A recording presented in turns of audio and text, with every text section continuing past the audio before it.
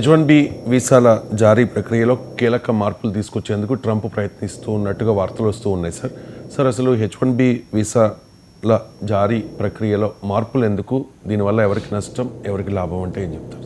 అంటే H1B వీసాలు మొదలు పెట్టింది దేనికి, అమెరికా వాళ్ళు ఎందుకు పెడుతున్నారంటే అమెరికన్ ఎకానమీలో స్కిల్డ్ మ్యాన్ పవర్ గ్యాప్ ఉంది. అంటే స్కిల్ మ్యాన్ పవర్ అవసరం ఎంత, స్కిల్ మ్యాన్ పవర్ అందుబాటు ఎంత, ముఖ్యంగా సైన్స్, టెక్నాలజీ, ఇంజనీరింగ్, మ్యాథమెటిక్స్, ఈ స్టెమ్ కోర్సెస్లో చదివే నిపుణుల కొరత తీవ్రంగా ఉంది. ఈ కొరత వల్ల నీకు ఈ H1B వీసా విధానం వచ్చింది. అంటే H1B వీసా విధానం అంటే అమెరికాకు వెళ్ళాలంటే అనేక రకాల వీసాలు ఉంటాయి. ఇప్పుడు టూరిస్ట్ వీసా ఉంటుంది, డిపెండెంట్ వీసా ఉంటుంది, ఎడ్యుకేషన్ వీసా ఉంటుంది. ఇప్పుడు ఈ మధ్య కాలంలో ట్రంప్ గోల్డ్ కార్డులని ఎవరైనా భారీగా ఇన్వెస్ట్మెంట్ చేస్తే వారికి వీసాలు ఇవ్వడం లాంటివి ఉన్నాయి. అందులో ఈ H1B వీసా ప్రొఫెషనల్ కొరతను తీర్చేటువంటి వీసా. ఇందులో అత్యధికంగా లాభపడేది భారతదేశం. మన నుంచే ఎక్కువ మంది H1B వీసాల మీద వెళ్తూ ఉంటారు.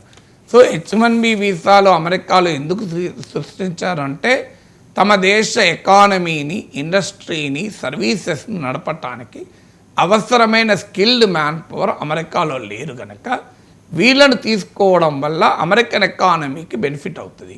దీనివల్ల లోకల్ అమెరికన్కు ఉద్యోగాలు నష్టం జరగదు. ఎందుకు నష్టం జరగదు అంటే లోకల్ అమెరికన్స్ లేకనే కదా బయట వాళ్ళని తీసుకునేది. కానీ కాలక్రమేణా ఈ H1B ప్రోగ్రామ్ను దుర్వినియోగం చేయడం మొదలుపెట్టారు. దీనికి అనేక రూపాల్లో దుర్వినియోగం, రకరకాల కంపెనీలు క్రియేట్ అవుతున్నాయి. H1B వీసాల కొరకే కంపెనీలు ఏర్పడుతున్నాయి, ఆన్ పేపర్ కంపెనీలు ఏర్పడుతున్నాయి, ఆన్ పేపర్ పేరోల్స్ రన్ చేస్తున్నారు. H1B వీసాలు ఇప్పించడం అనేది ఒక వ్యాపారంగా మారిపోయింది. ఇప్పుడు అమెరికాలో H1B వీసాలు ఇచ్చడం తప్ప ఇంకే యాక్టివిటీ చేయని కంపెనీలు కూడా ఉంటాయి. అంటే వారు పేరోల్స్ రన్ చేసి మా కంపెనీ నడుస్తున్నట్టుగా కొన్నేళ్ల పాటు ఒక హిస్టరీ క్రియేట్ చేసి, ఇప్పుడు మన దగ్గర ఇన్కమ్ లేకపోయినా ఇన్కమ్ ట్యాక్స్ కట్టేవాళ్ళు ఐటీ రిటర్న్స్ సబ్మిట్ చేసే వాళ్ళు ఉంటారు. ఎందుకు అంటే ఈ ఐటీ రిటర్న్స్ రేపు పెడితే బ్యాంకులో లోన్ వస్తుందని. సో వాళ్ళకి నిజంగా ఆదాయ పన్ను కట్టేంత ఆదాయం ఉండదు, కానీ ఆదాయం ఉన్నట్టు చూపెట్టుకొని ఆదాయ పన్ను కడుతూ ఈ ఆదాయ పన్ను రిటర్న్స్ చూపెట్టి లోన్ తీసుకుంటారు.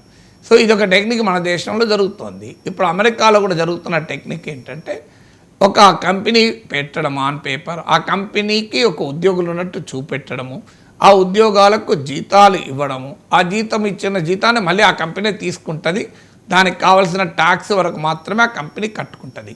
అలా 4 ఏళ్ళు 5 ఏళ్ళు ఈ కంపెనీ ఇలా రన్ చేశాక వాళ్ళకి H1B వీసాల మీద ఉద్యోగులని, కార్మికులు తీసుకొచ్చే యోగ్యత వస్తుంది. ఆ ఎలిజిబిలిటీ రావడంతోనే ప్రతి ఏటా కొన్ని H1B అప్లికేషన్లు వేస్తారు. లాటరీ పద్ధతిలో ఈ విధానంలో H1Bలు ఎంపిక చేస్తారు కనుక లాటరీలో తగులుతాయి. ఆ H1B వీసాలను ఒక రకంగా వ్యాపారం. సో ఈ స్థాయికి వచ్చిందనేది అమెరికన్ ఇన్వెస్టిగేషన్లో బయటపడ్డది. సో ఈ H1B వీసా ప్రోగ్రామ్ను దుర్వినియోగం చేసుకుంటున్నారు. ఇక కంపెనీలు దుర్వినియోగం చేస్తున్నాయి, వ్యక్తులు దుర్వినియోగం చేస్తున్నారు. సో అందువల్ల దీని అసలు ఉద్దేశానికి భిన్నంగా ఇది జరుగుతోంది అన్న అనుమానం కలిగాక ఇప్పుడు ట్రంప్ తీసుకొస్తున్న మార్పు ఏంటంటే ఈ లాటరీల పద్ధతి తీసేసి సాలరీ ఆధారంగా, జాబ్ ఆధారంగా, అంటే ఎక్కడైతే నీకు highly technical, highly skill man power కొరత ఉందో అక్కడే వాళ్ళనే తీసుకునేలా. అంటే ప్రతి కంపెనీ, ఊరు పేరు లేని కంపెనీకి కూడా లాటరీలో వీసాలు అవ్వడం, అది మైక్రోసాఫ్ట్ కావచ్చు, అది గూగుల్ కావచ్చు, అది అమెజాన్ కావచ్చు, 5 ఏళ్ల క్రితం పెట్టుకొని పేరోలు నడుపుకునే కంపెనీ కావచ్చు, లాటరీలో ఎవరికైనా తగలచ్చు. ఈ సిస్టమ్ లేకుండా కంపెనీస్ వాళ్ళు ఇచ్చే శాలరీ ఏంటి, హైలీ స్కిల్ వాళ్ళంటే ఆటోమేటిక్గా హై లెవెల్ శాలరీ ఉంటుంది.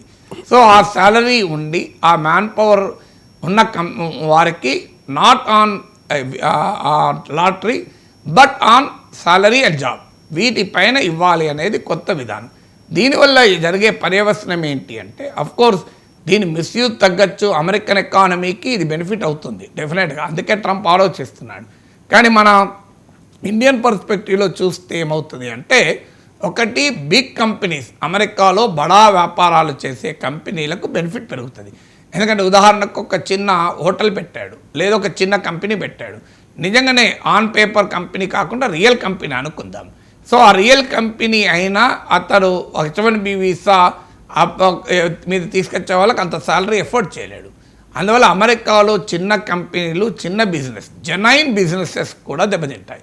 ఎవరికి లాభం అంటే బిగ్ కార్పొరేట్స్, ఇప్పుడు మైక్రోసాఫ్ట్, గూగుల్, అమెజాన్ ఇలాంటి కంపెనీలు వాళ్ళు పెద్ద ఉద్యోగాలు ఇవ్వగలుగుతారు, ఎక్కువ జీతాలు ఇవ్వగలుగుతారు కనుక వాళ్ళకే H1B వీసాలు వస్తాయి. అంటే అమెరికాలో ఉన్న జెన్యున్ స్మాల్ బిజినెసెస్, కొత్త కంపెనీలు, చాలా స్టార్టప్లు వీళ్ళకు మ్యాన్ పవర్ కొరత గణనీయంగా పెరుగుతుంది, మ్యాన్ పవర్ కాస్ట్ పెరుగుతుంది.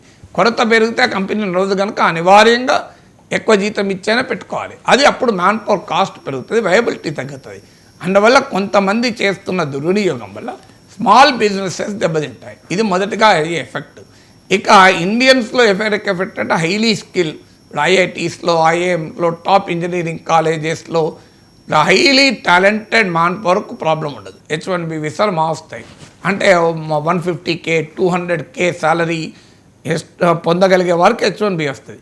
కానీ 80K 70K 100K సాలరీ పొందాలి అంటే మాత్రం ఆ స్థాయి వాళ్ళకు వీసా రాదు. అంటే it will not be middle class డ్రీమ్గా ఉండకుండా చాలా హైలీ స్కిల్ మ్యాన్ పవర్కు ఉంటుంది.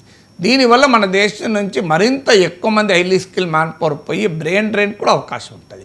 సో అందువల్ల దీనివల్ల అమెరికాలో ఉన్న బడా కార్పొరేట్ కంపెనీలు లాభపడతాయి, అమెరికాలో ఉన్న స్మాల్ బిజినెస్ దెబ్బతింటాయి. ఇండియాలో ఉన్న highly talented skill man power లాభపడతారు, ఆర్డినరీ స్కిల్స్ ఉండి ముండేన్ స్కిల్స్ ఉన్న వాళ్ళు నష్టపోతారు. సో దేశ ఎకానమీకి మరింతగా highly skill man power brain drain జరుగుతుంది. అంటే అది ఎలాగూ ఇప్పుడే జరుగుతుంది, కొత్తగా జరిగేది ఉండకపోవచ్చు, కానీ ఆ మ్యాన్ పవర్కి మాత్రం వీసాలు వస్తాయి.